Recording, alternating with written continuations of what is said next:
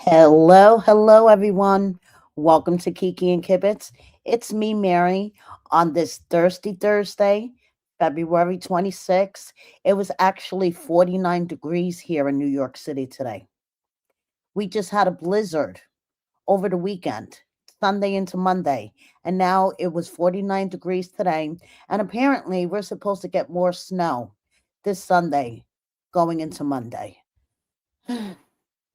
But I am here tonight with tonight's edition of 90 Day Oy Vey. Who is King Don Sylvester, who Lisa was so intimidated by? And Jasmine has another wish list. Surprise, surprise. It's a special anniversary and a birthday for Mykol. Birds of a feather flock together. And I have some interesting info about Kimberly's husband. She only had one husband. She never married Jamal's father. So, her ex-husband, I should say. So, let's hop right on into this. Let's first, I want to say hi to everyone that's in my live comments. Hi, Holly. Hi, Red's Tavern. My trusty moderator, Menopausal Queen. Hi, Deirdre. Hi, Becca Max. Um, Thank you, everybody, for joining me. Hi, Miss Optimistic. Hi, 12AB17. And let's jump right on into this, okay? Let's jump right on into this. So, Emma. She really thought that she was going to tell Ziad about Mohammed and everything was going to be okay. Well, it wasn't. It's a good thing she has her LA girlfriend group, Shekinah and Aaliyah, to fall back on because that was a shit show in Morocco. Okay, not for nothing. That was a shit show. Hi, Maureen. Thank you for joining me. So, Laura, who is really chatty on Instagram, also does these like battles on TikTok. And apparently, the other night, she was battling some dude that was hanging off of his ceiling fan. I didn't get to see the whole battle, but Laura posted a little clip to her Instagram, and it's really interesting. The dude is literally on his ceiling fan as the thing's going around. Okay, Laura's showing some behind the scenes action, and like I said, she is very chatty on Instagram. So she did a question and answer session where someone asked her, "What are your thoughts about Emma and Ziad?" And she said, "I adore Emma, and I felt really bad for the way her birthday dinner went. She's amazing, and I'm confident she'll bounce back even better." So someone else asked, "Was Mykol lying when he told Burkhan you made a move on him that couldn't misunderstood?" And she said, you should probably keep watching for that answer." Someone else asked, "Will you be seeing Burkhan on your next trip to Izmir?" And she said, "Wouldn't that be giving away too much of the plot?" Now, my theory about Laura and Burkhan is that they will be back for another season of something something because, as I've reported previously, Laura has said that her surgery is scheduled. Okay, so I have a feeling she will be documenting her surgery on another season of something something. So, someone else asked, "Hottest guy in the 90-day universe?" And this is where I find her answer very interesting. Instead of saying Burkhan, she said maybe it's the food, maybe it's the men, but Sarper. Very interesting. Then someone else asked, "Which 90-day couple that's not currently together do you think will get back together?" And she posted a picture of Rose and Ed. And she said they've been doing a lot of lives together. No, they're doing it for engagement and exposure and TikTok gifts. Laura, how much will your surgery be? Asking for my husband who needs one post bariatric. And she says, my particular case is about 7,200. And then she tags her plastic surgeon and says, ask him for a consultation. 7,200 for that kind of surgery in Turkey, I guess, is, pretty decent. I know in America it'll cost a pretty penny, like 15K at least. I have no idea. I don't do my research on these things, but I guess 7,200 is a good price for that. I don't know. Okay. So now Birkan with his own question and answer session. Someone asked him how to get through hard times. And he said, well, you're not the first person going through rough times, and you are not going to be the last. Every solution creates a new problem. Find your inner strength, embrace it, and focus on yourself. Did it happen to you or did it happen for you? And someone else asked, are you really singing rap? And he said, I'm just writing stuff and people like it. I would love to hear a Burkhan rap song. A rap song written by Burkhan, I'm here for it. Okay. So someone else asked him, are you the only child? And typical Burkhan answer, depend on terms. I don't see family like other people's. Okay. So moving on. I had the pleasure of sitting down with Lisa's second ex-wife, the one that Lisa is blaming everything on during the season of B90, the one that she is still technically married to and hasn't told Daniel about. Yes, that one. I had the pleasure of sitting down with Shirley, and thanks to Cut to the Drama, who was the middle person, basically. And if you guys do not follow her on TikTok, Instagram, and here on YouTube, please do. So Shirley shared really, really interesting insights about Lisa. And once you listen to the interview, I think a lot of Lisa's behaviors, mannerisms, and bad decision making will start to make sense. So, I want to share a little clip of my interview with Samantha of Cut to the Drama and Shirley, Lisa's most current ex wife. For her to blame everything on her, like kind of being gay, is kind of a cop out to me. It really is. Definitely. It really is. Because she's just acting like she's this Christian Catholic woman, and she's not. She is not at all. Nope. Kind of obvious. What is one misconception that you want to clear up about you, Cheryl? Oh, one misconception that they said in one of their lives was about that I took Lisa's inheritance from when her mom died and bribed her to marry me. Very untrue. She invited me to go on vacation to Vegas. And I said, yeah, I always wanted to go to Vegas. So she took me. We spent a lot of money there. We got married there. The other money, she gave me a little bit of money. I spent it on a ring and a couple other things. And then she bought a car, which we then later sold back to the same fucking dealership with the inheritance. So I never bribed her to marry me, because why would I do that? That's stupid. Why would I take her money when if it's in her name, she has her bank card? Why would I take her bank card and hold that as hostage just to marry that woman? How can you bribe someone with their own money? Yeah. How am I going to bribe somebody with their own money? I was just about to say that. How would you bribe somebody with their own money? That makes well, no sense. yeah. Her exact words on the live last night was that you stole the money and then you blackmailed her, saying that if she married you, you would give it back. That never happened. Never fucking happened. That's crazy. This is stuff like in the movie, Sam. Yep. You know what I mean? This is literally like a daytime soap opera. You remember like Days of Our Lives? And why would she not just dying and coming coming back get the to money life back and all from the me? craziness? Yeah. Yes, Lisa's stories that she tells on her TikTok are literally like Days of Our Lives, All My Children, soap opera days. I mean, it's like, woman, seriously.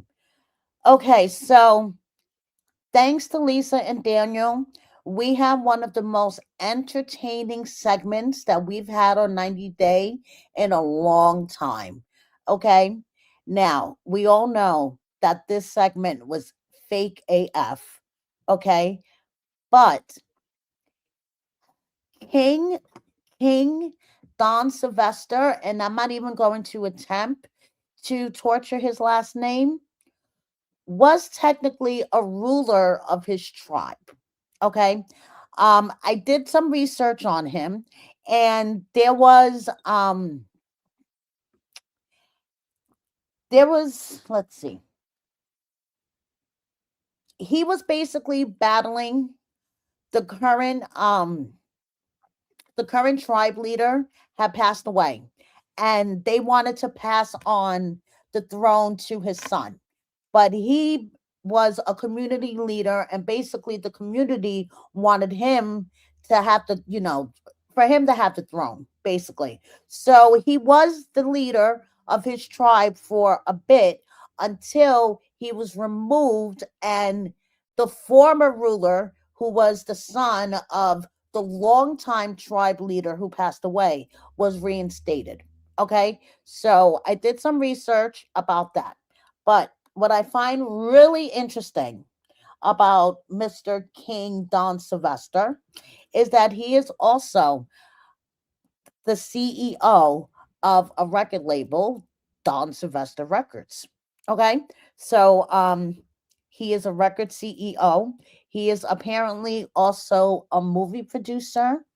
Um, it says Don Sylvester Chindidu is the CEO of Don Sylvester Records. This Ingu state based businessman is also a movie producer, actor, minister of God, and a philanthropist.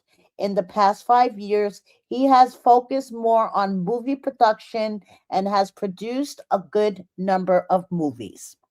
So there we go. Key line there is actor.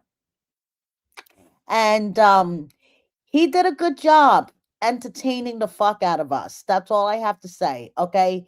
I never laughed so hard during the segment. I mean, they couldn't even keep a straight face during the segment. If you check out my recap, which I did with Sam from Cut to the Drama, we talked about how the only one that was able to keep a straight face during the segment was the girl with the dots on her face, because everybody else was like holding back their laughter. The king, the guy with the feather thing next to the king, Daniel, his uncle. I mean, Lisa was serious, and the girl with the dots on her face managed to keep, her role. Everybody else was holding back laughter. It's the funniest fucking thing. So, the king has some controversial views about relationships and marriage, apparently. So, this is via a YouTube channel called The Honest Bunch Podcast. And I just want to share a little clip of what his views on relationships and marriage are.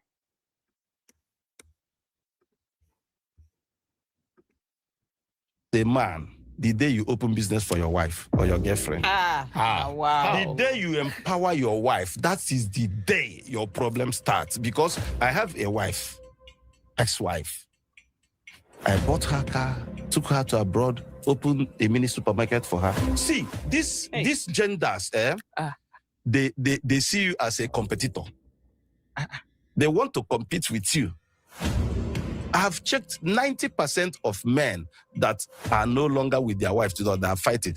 I will ask them 2 or 3 questions. I found out that is when the man open business for the wife.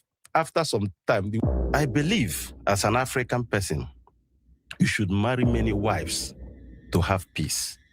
Because many wives gives peace. Why do you want somebody to marry one wife? Other ones that are not married, who will marry them? It's poor people that are supposed to enjoy many wives. Why? You see, we are not forcing any woman to stay. When we take other wife, you don't like it, you go. It is not don't do court marriage.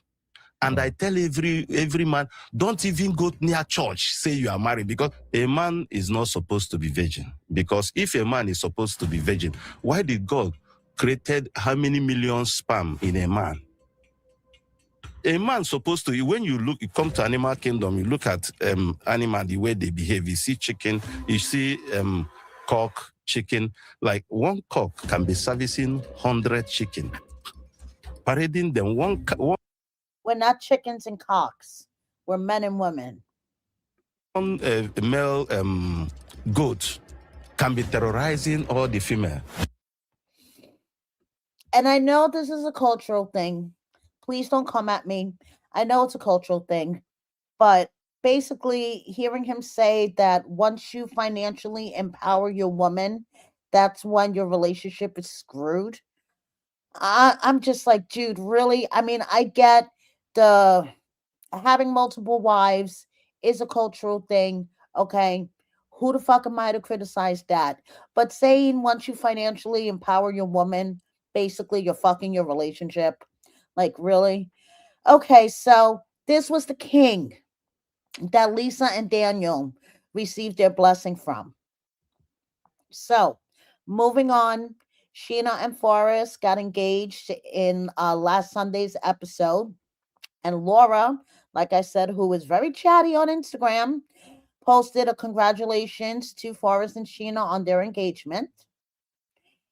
And speaking of Forrest, Mama Molly took to Facebook to clear up some things, okay? She wants to clarify some stuff about finances. So, here is Mama Molly's statement. Hello, I'm Forrest's mom.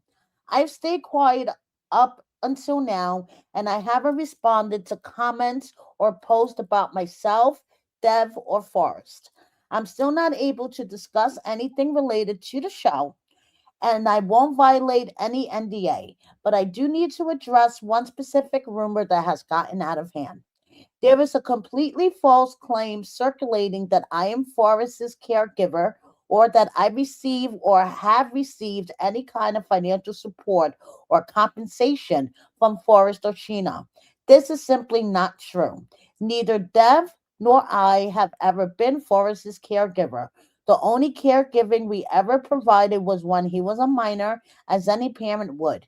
We worked very hard to raise him to be independent and self sufficient, and we are proud of him for achieving that. Forrest has lived on his own since he was 20. We have never received financial support, financial assistance, or any type of payment connected to Forrest, not from him, not for him, and not from anyone else on his behalf. Dev and I always supported ourselves. I've seen a lot of posts filled with misinformation. Please don't believe everything you read online. If you have questions, you can politely ask either any one of us, Forrest, Sheen Bear, Dev, or I, and we will answer what we're able to without spoiling the show or violating agreements. I hope this clears up the confusion. We are not Forrest's caregivers. We have never received money for Forrest, and we don't want any of Forrest or Sheena's money. And look at that. You didn't even have to hear my annoying voice today. Thank you for your time and support. And most importantly, enjoy the show.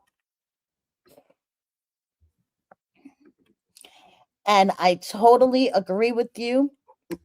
Living with positivity, then stop coddling him. You state that he can make his own decisions, but when he does, you yell at him and try to punish him. If you think he's an adult, you need to treat him as such and with respect. You couldn't have said it better. You couldn't have said it better. Stig is in Jamaica. He's in Jamaica, man. Okay. And we all know that him and Aviva no longer follow each other. So they are broken up because we all know that that's like the telltale sign of a couple that's broken up is that they no longer follow each other. But this is Corinth, Auntie Spring's niece, whose BFF was allegedly dating Stig at the same time. And on next week's episode, we see Corinth call her bestie. So it's really going to be interesting. It's really going to be interesting.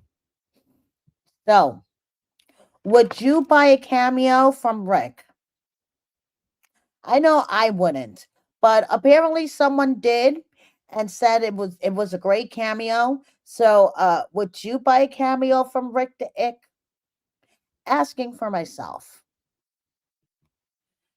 And Elise, who is the placeholder for Emma, basically, because we know Emma and Ziad's storyline is quickly coming to an end, and it's only halfway through the season. I mean, Ziad literally left her in the dust in the desert, and whether or not she meets up with Mohammed, we shall see. But I'm going to pretty much safe to say that Emma's storyline is quickly wrapping up, and now we have Elise and Josh.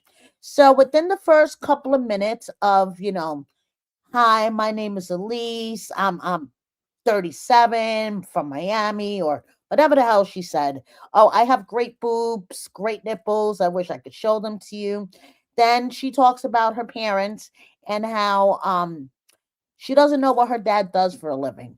Well, her dad is a venture capitalist, okay? And this dude's impressive, okay? I could see Elise living the way upper class lifestyle, if you guys know what I mean. And now it's starting to make sense because Elise's parents are loaded. And as we can see from the first episode she appeared in, they had a tendency of bailing her out of bad situations.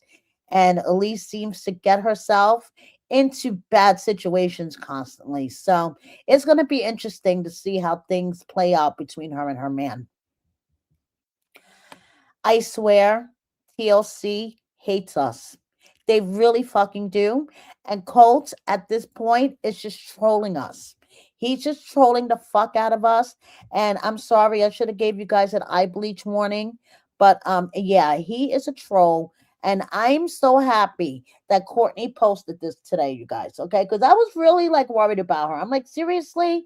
She was like crying and upset about Colt. But first she posted a story from the scene when they were in the ice bar with her friends, and then she says, "One day you're going to look back at the guy you were once crying over, and you will question if you were on crack." Girl, I am so glad that you could reflect back to that time when you were with Colt, because I don't know. Julia clarifies why she is on a show called The Single Life, because she is simply there to support her friend Sophie, who is single. And by the way, most of the cast is in New York filming Between the Sheets and parts of the Tell All, from what I understand. So we have Julia and Sophie who are outside. Okay, they're outside all over the place. We have Jamal, who is not used to this cold. I mean, he came from San Diego to this. I actually have empathy for him. Not for nothing. I mean, this fucking storm sucked. Um, Gino watching the snow from his hotel room, I'm assuming. And Colt was also in New York, and I'm pretty sure Diana and the doggy went with him. Okay, don't hold me to it if I'm wrong, but I'm pretty sure she did. Now, I just want to share, Colt acting like he's never seen snow before.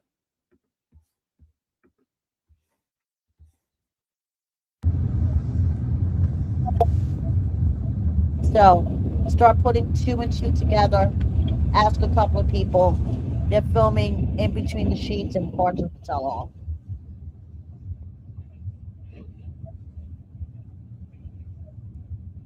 And the NYPD dance kind of gives it away too.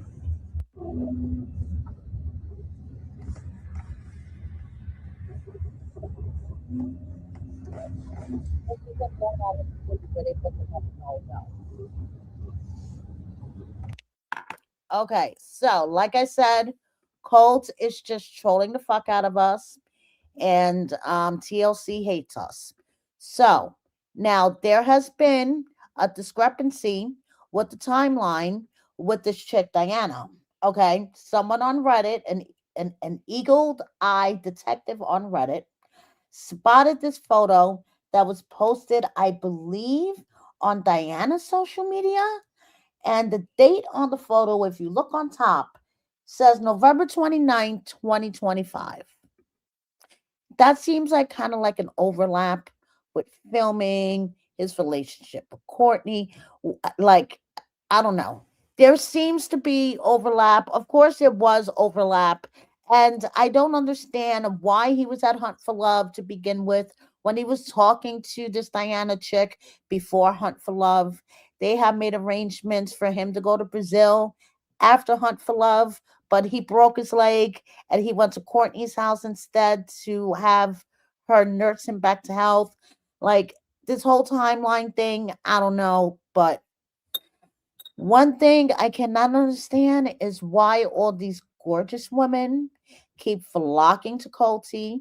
I mean, look at Jess, his ex. I mean, Diana is like Jess 2.0, but Jess is gorgeous. Courtney is gorgeous. Why are all these beautiful women flocked to him at one point and they were losing their minds? You guys remember how Jess was losing her mind, throwing shoes and shit? I mean, like, what the hell? Kim, all I have to say is birds of a feather flock together. Okay? She got a special visit, you guys. Ed came to see her. So, birds of a feather, we flock together. I know I'm torturing the song, but you guys get what I'm saying, right? Okay. So, one of Kimberly's many, many bad decisions was when she decided, when Jamal was 2 years old, to marry a man that was at the time on death row for his participation in murdering two police officers. Okay. So when Jamal was 2 years old, Kimberly decided, after watching his story on the news, that she was going to write to him, and the two of them developed a relationship. And from what I understand, she married him. His name is Kevin Golfin, and him and his brother were convicted in 1998 for their participation in murdering two police officers at a traffic stop. And Kimberly, um, this story was actually first reported by In Touch. You guys remember them? I haven't seen an In Touch article in a while. But anyway, this was first reported by In Touch when Kim was on 90 Day with Usman. And from what I understand, word on the street, Kimberly leaked this story to In Touch herself, allegedly, because she knew the skeleton was in her closet. And this way, by leaking the story allegedly to In Touch, who I haven't seen post a 90 Day or a Love After Lockup article in a bit, um, leaking it to In Touch at the time, allegedly, she kind of gets ahead of the whole thing. You know what I mean? So she married this guy. She had his power of attorney. The marriage lasted less than 2 years. I mean, if you look at the list of infractions that this guy, you know, he racked up from 1999 to 2024. I mean, there is a escape infraction on here. There is theft for property, disobeying orders, sexual act, interfering with staff. I mean, it seems like this guy is a real prize. You know what I mean? So basically, one of her many bad decisions and bad choices included marrying this guy. So I just wanted to put that out there again since she is on the single life. This, like I said, this was previously reported by In Touch during her season with Usman. Okay, so this is not new news. It's been out there. Just, reminding people of Kimberly's bad decision making skills. Okay, so moving on, Vanya did a question and answer session. She loves Kim. Kim is the best. Just wait and see what's going to develop with her. Like Kelly and I said during our recap, listen, I like Vanya, but she just needs to relax, okay? Because she is starting to reek of desperation. Like her and Courtney could take lessons from each other. Just relax. The man will come, okay? And please lay off the Botox and the fillers. So I would like to know why TLC felt the need to like make a big deal out of the fact that Jasmine is scrubbing toilets. And why is she on Between the Sheets and Pillow Talk? We're never fucking getting rid of her. Okay, I swear we aren't. So, since she is a professional cleaner now, apparently, one of her many hats that she wears on her bald head, she posted a Amazon essentials list for cleaning, and it cracks me up because the first time that she posted a reel showing her cleaning someone's office, which I believe was her divorce attorney's office, in my opinion, someone criticized her for using paper towels and said you should use the microfiber cloths. They're better on the environment, they're reusable. You're not supposed to wipe down a TV with paper towels. All of a sudden, boom, microfiber cloths. I love those things, by the way. So Jazzy is a professional cleaner now. Okay. Don't know why TLC had to make a big deal out of it. So everyone, since she is a professional cleaner, okay, we're gonna check out how to clean a toilet. Now listen, I would hope Jasmine would know how to clean a toilet, considering the big piece of shit that she is. So let's check out Jazzy and her toilet cleaning skills, you guys.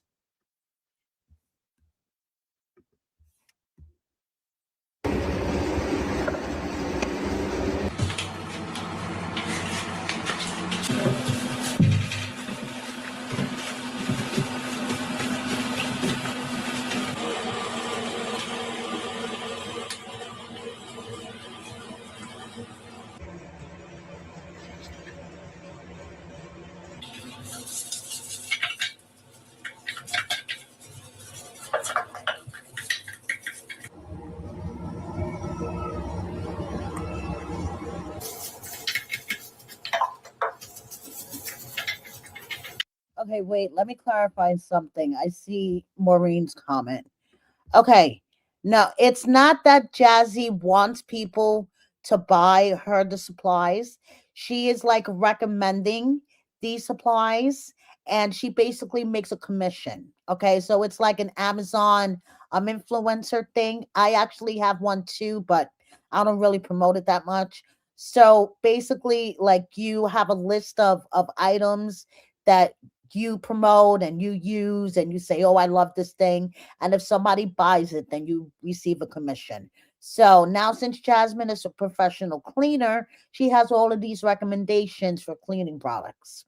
So let me just clarify that. So, okay, here we go.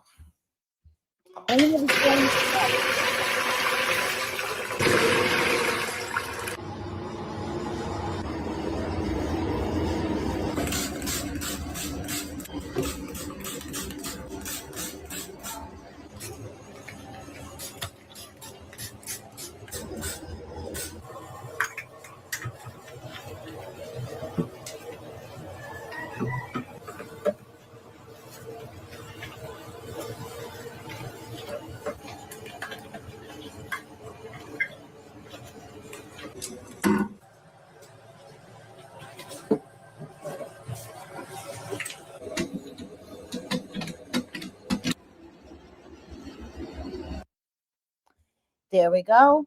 Your lesson on cleaning a toilet from Jasmine, who should know a thing or two about toilets since she's such a piece of shit. Do you guys remember when she said that she wrote her first song and that she is going to be singing and producing her first song? And I was like, oh my God, you guys, we're going to need earplugs big time. Well, I just figured it out. In my personal opinion, Jasmine decided that she is going to jump on the bandwagon with the songwriting and singing. Well, in her case, attempting to sing because her former PR person slash life coach, Kimberly Noel, has a new song out. I just saw it on her story. I want to share it with you guys, and now all of it makes sense. Okay, in my personal opinion, Jasmine saw that Kimberly was doing music and said, "You know something? I can sing too now." And when I was listening to the lyrics of Kimberly's song, I was like, I wonder who she's talking. Why you keep having my name in your mouth and trying to stop my bad girl, please? It's getting ridiculous that you keep my name in your mouth. That's why the truth will listen. All you're doing is scaring people, but then realize that you were a liar. Haters looking loud just the same, trying to dim my flame. Rumors, but I live my life my way. Head up in the game. Do you get first take it handy? Didn't talk about curada estaída. My heart's so cold and fragile. With the bullet it can be no antes. Need time to heal this heart, but you need puppets to your dirty work. Ain't no one before, but now I'm moving on. I'm pretty and I'm petty, yeah. So there you go.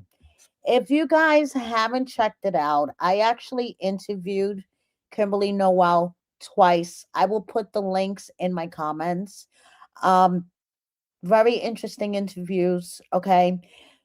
She talks about her experiences both with Jasmine and Nikki Exotica.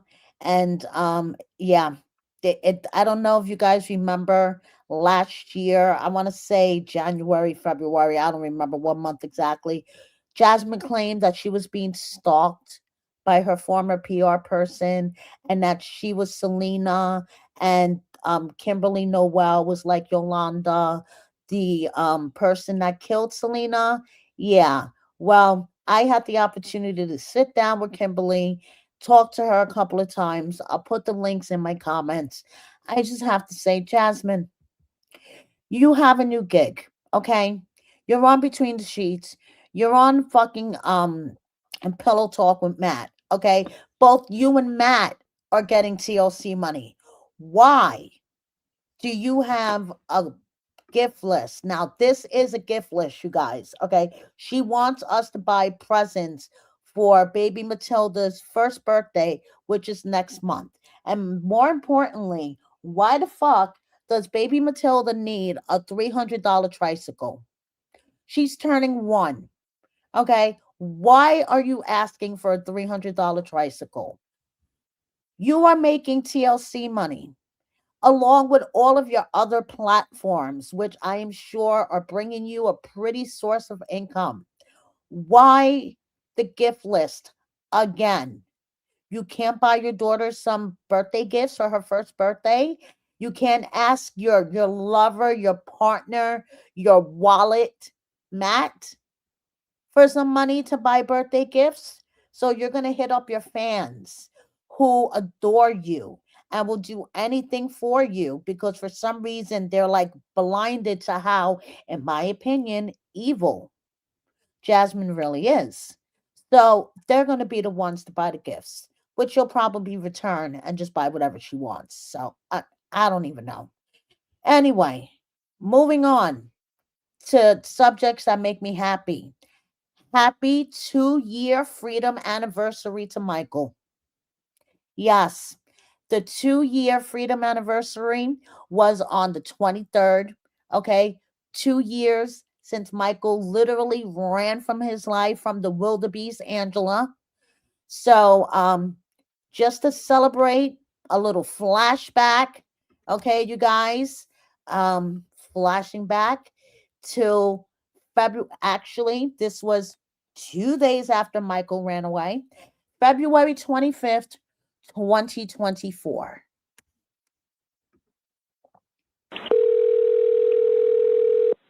He's going home. You can bet your ass on that. Jeff Davis 911, where is your emergency? So I don't know if it's an emergency or not. And I was gone at 11 o'clock to go get food, and then I went to the State Department to get some documents, some 911 calls. I came back, my husband's stuck's here, and he's gone, and I've been thinking maybe we took a walk, and I don't know what to do. Okay, you said when you got back your husband was missing, or your husband's stuck? Yeah, my husband's missing. I don't know where he's at. Okay, I'm sorry. There's a little static in your phone, ma'am. I do apologize. It's kind of hard to make out what you're saying. Okay, and you're at.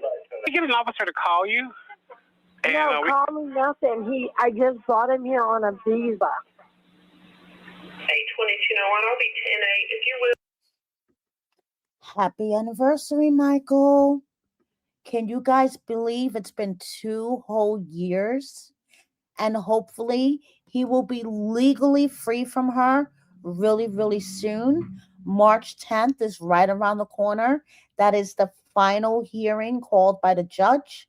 Hopefully the judge will be making some final decisions on that date, and Mykol will finally be free from the wildebeest Angela. And happy birthday, Mykol. Today is actually Mykol's birthday, February 26th. Happy birthday to ya. Happy birthday to ya. Here is young Mykol. And all I have to say is, Mykol, you know we always wish you all the best. And I'm so happy that you got your freedom from that wildebeest. And hopefully you will be free from her legally very, very soon. So, moving on. Jovi is obnoxious AF. We all know that. Okay. He was drunk at Nobu in New Orleans, and basically he had a confrontation with a waitress, the manager. He tried to play one narrative. He was called out in his comments by people that were there or friends with employees that were there that night, called him out for being transphobic, harassing the server, and wasted AF. Apparently, Yara wasn't with him. Yara was in Miami. Okay, you guys. He was with Adele, Yara's friend, because from what I understand, Yara said on a TikTok live somewhere that she asked Adele to babysit Jovi because she didn't trust him going out to the strip clubs and stuff. Okay, so that's the girl that you hear in the video that I shared in my 90-day Oy vey, Jovi and Andre. What the hell? If you haven't checked it out, please do. But Jovi was day drinking that whole day. So it's no surprise that they were like wasted as fuck by the time they got to dinner. But of course, Jovi, being the obnoxious idiot, in my opinion, that he is, he was joking about it on Instagram the next day. Like, this guy really doesn't give a shit. But you're a dad now. Like, when do you stop partying? Are you and Yara still together? Don't lie. Sometimes we are, sometimes we're not. Where are you traveling next? LA next week, then hopefully Japan soon. Why are you terrorizing those people in NOLA, Jovi LaBouffe, following his lead? Now, where he says that sometimes him and Yara are together and sometimes they aren't, I believe, in my humble opinion, he's referring to being physically together. Like at the moment, Yara's in Miami and he is not in Miami. Does not mean that their marriage is falling apart. They're heading for divorce, because we all know what those Facebook clickbait sites love to do. Okay, so someone asked, Why is Yara not traveling with you? Who is the other girl at Nobu? And he says she's busy. Are you ever content just staying at home, having a quiet evening watching TV? No, that's boring. And this is what I mean. It's like, yo, Jovi, you're a dad already. Okay? Like, you've already lived through your 20s. Now you're in your 30s. You have a 4-year-old daughter. When is the time to just be boring? Like, there is nothing wrong with being boring either. Jeez. Anyway, so finally, someone said, no question, but you are on TMZ. Yes, Jovi was in TMZ, and he's like, haha, again. Couldn't give a shit. He's a girl's dad. He's on another trip with Mila, and he says you have to stay at least 5 days in Paris to make it worth it. So, see, Jovi's a good dad. But I just think that he is still an irresponsible jerk that needs to fucking grow up. Okay? But one thing about him is that he knows how to piss people off for engagement. He posted this reel on the top 3 dishes I make my mother make me. And people are like, how about you ask your mother to make you? So he knows how to piss people off. Tell you that much. I mean, it's no surprise that him and Andre are friends. And speaking of Andre, him and his sister-in-law did another reel to talk about behind the scenes stuff. So I want to share this with you guys.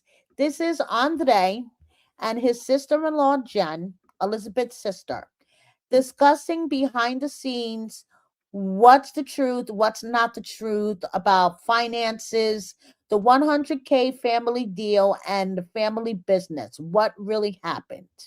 Andre and Jen, part 2. Scenes with Andre and Jen.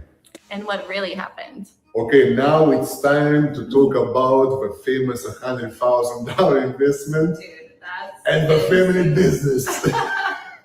The family business was a subject for the whole length of this franchise since we were filming from the beginning, honestly, right? People really believed that we had this entire huge family business. Seriously. And that you wanted to come in and kick Charlie out, kick this person out, everyone. Yeah. Meanwhile, yeah. This is a little BTS for you guys, stuff that you didn't know. It was really just my dad and my brother Dan, which Dan didn't film. Ever. Yeah, nobody knows Dan. You brought this whole idea of I'm gonna try to get in the family business and Charlie and this. But doesn't it sound exciting just talking about it right now? 100K and I'm and then I somehow was working in the family business too. It was just. But Charlie believed it, and he got mad at him in real life. No, I know.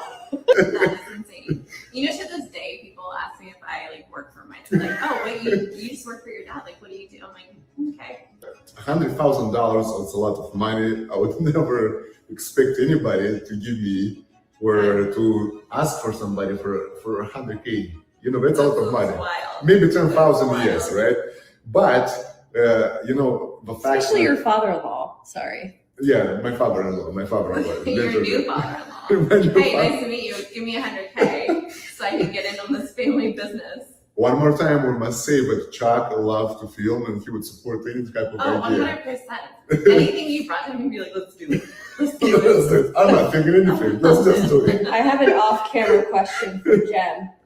Jen, did you really not like him in the beginning? It was so long ago, and there's been so many fucking it's 10 years ago. I think I was just labeled a bitch because I clearly can say how I feel, which were great. I know. Which were great, I forgot about that first season. I think was you guys 10 years were ago. hesitant of him, but no one didn't. No one disliked him. No, of course. Hey, as you have to be anyone worried, should. yeah. Anyone should be. Anyone would be, I should say, because it's your sister is dating some guy from a different country. I remember because we filmed it at the Mexican restaurant of Balboa. I want that Mexican I know. I just wanted chips and salsa. That legitimately was the first time we met you. Yes. It was. It was on camera. That was the first time we met you. Yes. That's exactly what they're doing right now. That was not a fake scene. That was real. We had some fun. Again, production, editing works. It's an own magic. They make their own magic. and they cut around it, but we had some fun. We were We did. cracking up, you Yeah, know, like and I actually yeah. like I like Yep, you genuinely. yep. I was like, oh, Well, I okay, like you too. This is why, you know, like we have to make it clear for all of these people. Behind the scenes with Andre and Jen. And what really happened. There you go. Basically, yes, they are exposing everything to be fake. There was no like feud about the family business and Andre trying to take over the family business and asking Chuck, may he rest in peace, for 100K. All that was, faked according to them. But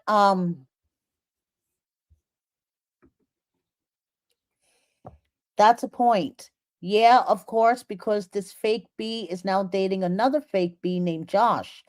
They're no longer dating, by the way. She broke up with him on 90 Day Diaries. But they totally did that just to collect the TLC check for 90 Day Diaries.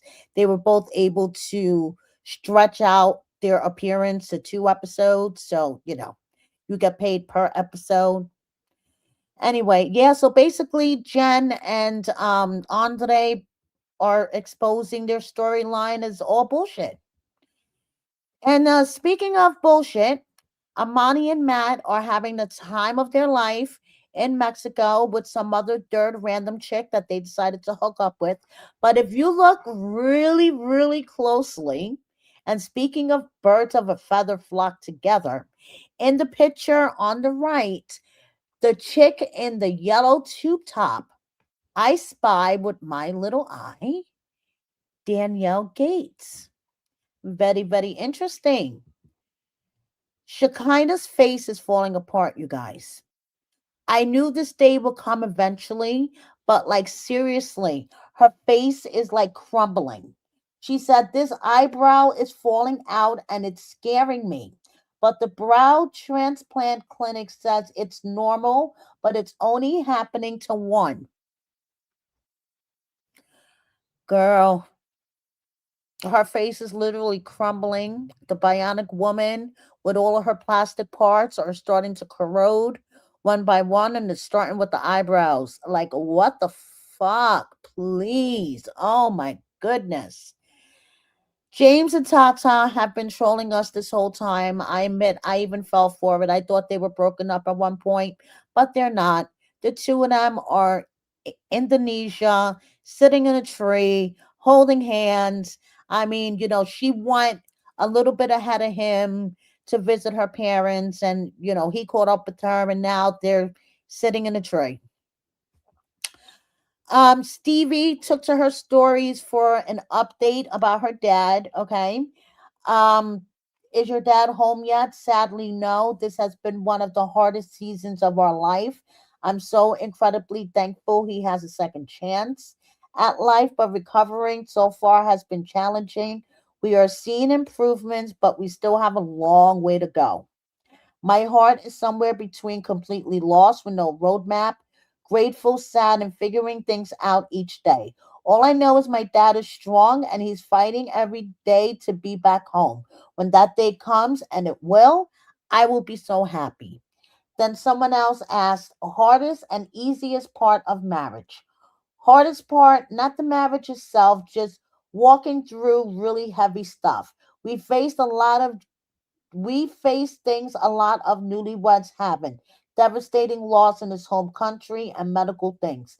But none of it has made our marriage crumble. If anything, it's made it stronger. Going through dark moments is different when you have your person. Learning how to navigate life together.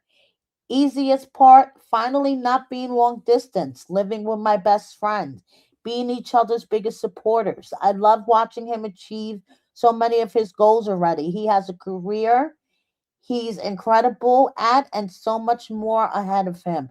We both genuinely want to see the other win. At Maddie, I love you. Maddie and Stevie are one of my favorite couples. And honestly, I hope we do not see them on a future season of something something and get tired of seeing them over and over and over. No offense, Stevie and Maddie, but if you guys stayed off my TV, and it has nothing to do with them personally or their storyline, is that they are just a genuine couple, and you know what 90 Day could do. Okay? Just saying.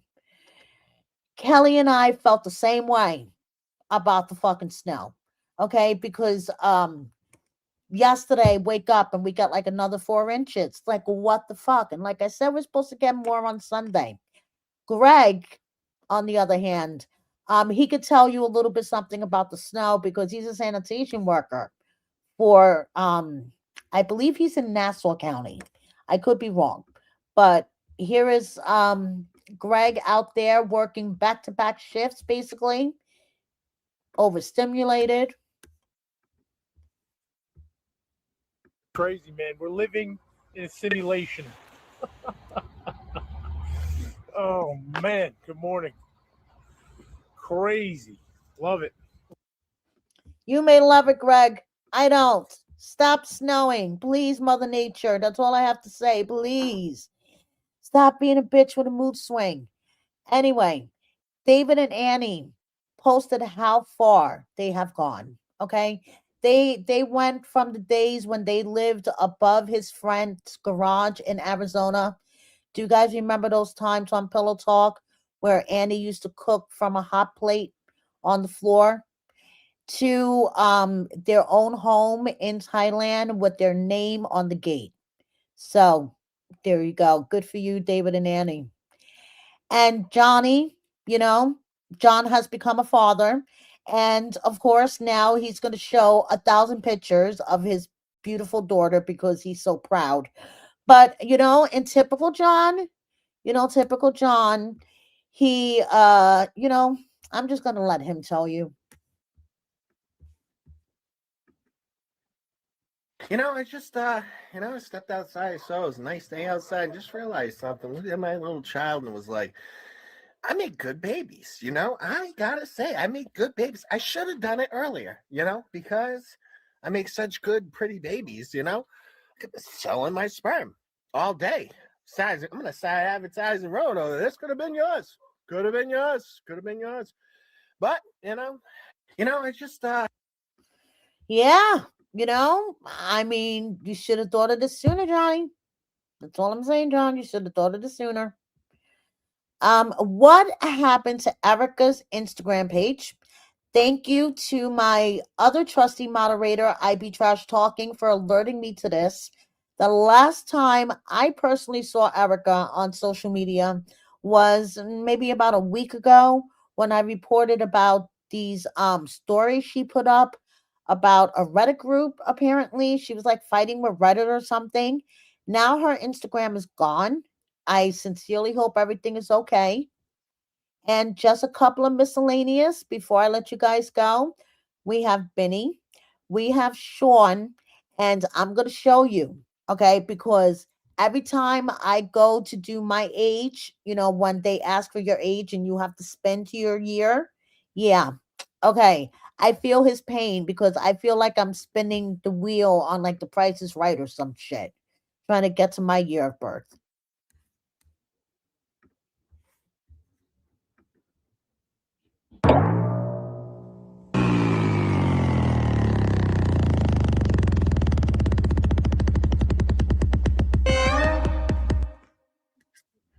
I feel you, Sean. I feel you. So, we have Jenny and Submit. We have Johnny. We have Citra's sister Nafa with Citra's baby. We have David producing some AI scary pictures of himself. By the way, David and his new girlfriend, that relationship is over already. The one that he came to New York to visit, it's done. Don't know why, but he posted that it's done. We have Sean and Joanne, which, by the way, I messaged to see if they'll interview with me. Keep your fingers crossed. We have Faith with her fellow castmate Josh. Remember, they appeared on the same season. Oh, no, wait, I'm sorry. What am I saying? Josh was on The Other Way and she was on B90. But they're on the same franchise. Anyway, and we have Josh with his son Jet, as you guys remember Josh talking about on 90 Day Diaries. He had a tragic accident where his leg had to be amputated, but he is coming back stronger than ever. And we have Alex showing off his muscles in the gym. Happy birthday to Dempsey. We have Yolanda. And that is basically it, you guys. Thank you so much, everybody, for watching me. Thank you, everybody in the live chat. I love you all. Thank you, everybody watching me on the replay. I really appreciate all of you. Please subscribe if you don't already. Double check that you are subscribed, because YouTube likes to fuck around and they will unsubscribe you and you won't even realize for like months and months. Please like, comment, share with a friend or 10. If you are watching my replay, there should be a hype button down here somewhere. I'm not quite sure what hyping my videos does, but it should do something. So if you don't mind hyping my video, please do. And please consider joining my membership. I will be working on new membership videos for those of you that are my members watching me right now. Keep on a lookout. I will be uploading new membership videos within the next week or so. And that is basically it. Thank you, everybody. Have a good night. Bye.